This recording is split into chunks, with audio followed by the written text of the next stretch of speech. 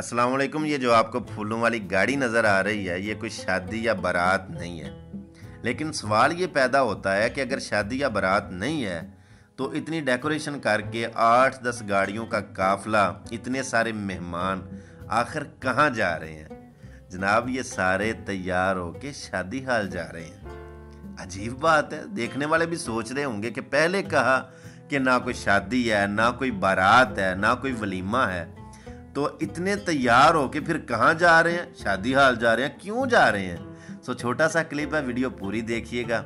इंशाल्लाह आपको खुशी होगी कि आपका टाइम ज़ाया नहीं हुआ और आपको अच्छी मोटिवेशन भी मिलेगी। और अगर वीडियो आपको अच्छी लगे तो रिक्वेस्ट ये है कि वीडियो आगे शेयर लाजमी करें। ये जो आपको सब कुछ नज़र आ रहा है ना, दरअसल अवैस गुमन सियालकोटी की बेटी आयशा सिद्दीका और बांजी खदीजा असद का अकीका है।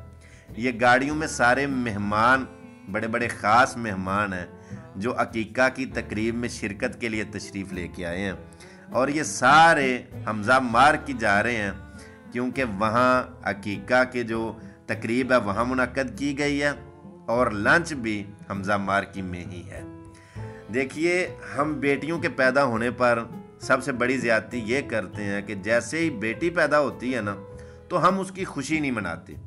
बेटा पैदा होता है तो हम मिठाइयाँ तकसीम करते हैं, मुबारकें देते भी हैं, लेते भी हैं।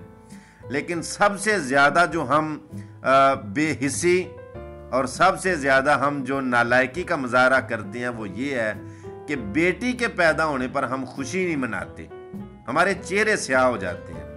मैंने ये सब कुछ करके लोगों को बताया कि यार, हम शऊर वाले हैं। ये अकीका की तकरीब मार्की में करके और लोगों को अपने ख़ास और आम, ये जो आपको कुछ नज़र आ रहा है ना, ये सारे बड़े लोग या सिर्फ मेहमान रिश्तेदार नहीं, इसमें मस्कीन लोग भी बैठे हुए हैं, उनको भी शामिल किया हुआ है।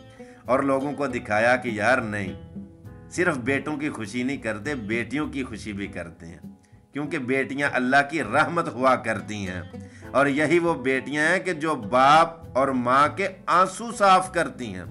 अल्लाह किसी के वालिदैन को दुखी ना करे।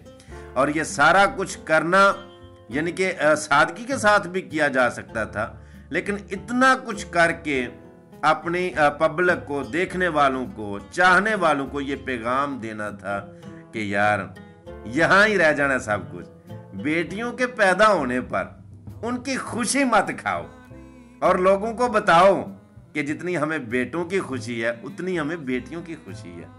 इसी तरह तो होता है ना कि जब हम बेटों को तरजीह देते हैं, बेटों को खाने को भी ज्यादा देते हैं, हम बेटों को कपड़ा, जूता, सब कुछ, मतलब पहले बेटों को तरजीह देते हैं, बाद में बेटियों को। क्यों ऐसा करते हैं? ये नाइंसाफी है यार। हाँ, ये जरूर कहूंगा कि सारे लोग एक जैसे नहीं होते। अभी भी जी शाऊर लोग ऐसे हैं कि जो समझते हैं कि बेटियां जो है ना, ये अल्लाह की रहमत होती हैं, इनके साथ ज्यादती नहीं करनी चाहिए। और सभी को कहूंगा, बेशक नॉर्मल करो, थोड़ी खुशी करो, थोड़ी कर लो, लेकिन करो जरूर। उनका हक मत खाओ।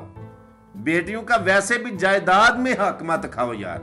उनको पढ़ाओ, लिखाओ, अच्छी परवरिश करो, अच्छी नशोनुमा करो, उनकी अच्छी तरबियत करो, उनको हलाल खाओ।